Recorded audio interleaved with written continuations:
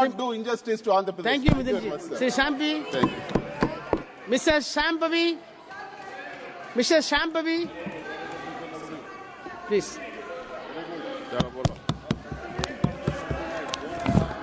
No, your turn will come from your party. So, honorable member, you are a senior member. Wait. You are a senior member. If you want to react for each and every member from the treasury benches, we cannot conduct the house. Please, whatever be the allegation made by him can be counted by other member in your alliance. Please. धन्यवाद सभापति महोदय. I will look into.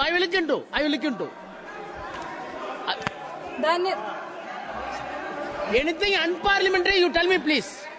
धन्यवाद. Honorable, I will correct it. धन्यवाद सभापति महोदय. Please.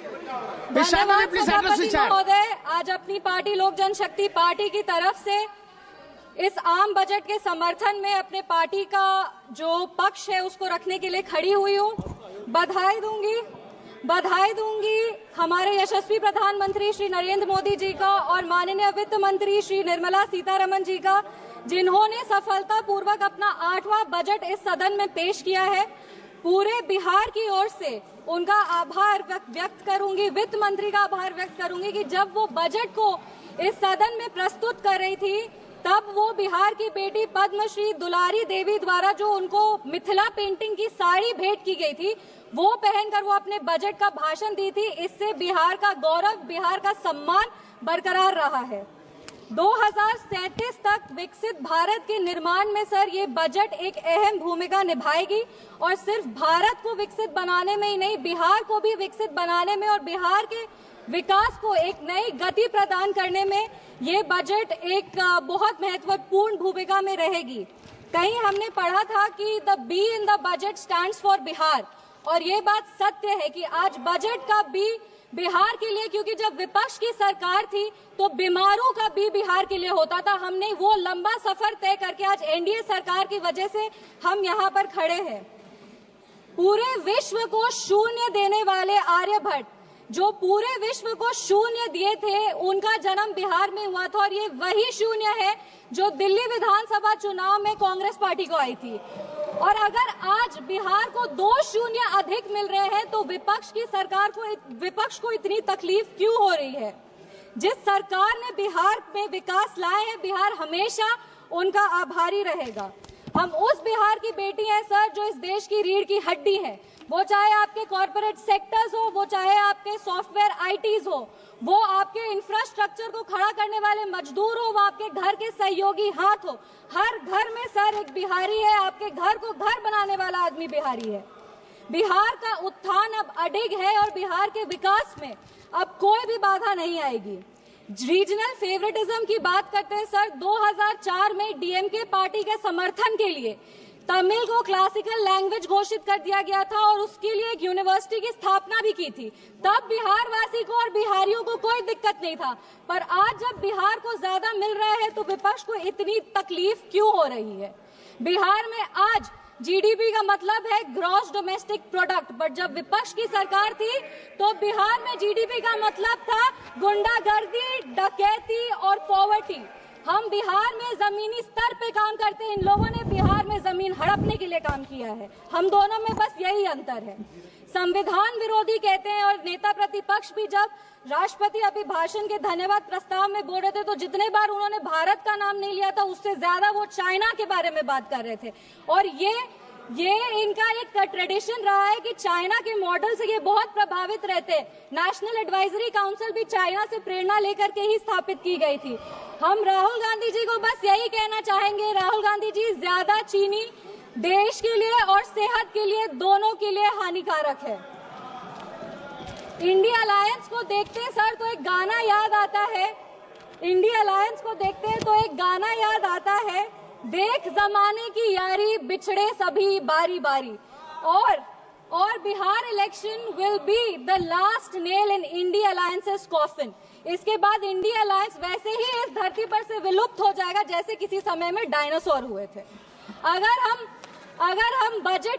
हम budget की बात करें तो वित्त मंत्री जी ने 50 लाख करोड़ का बजट दिया है, जिसमें 11,21,000 जो है वो कैपिटल एक्सपेंडिचर है। ये हमारे देश के निर्माण में एक अहम भूमिका निभाएगी।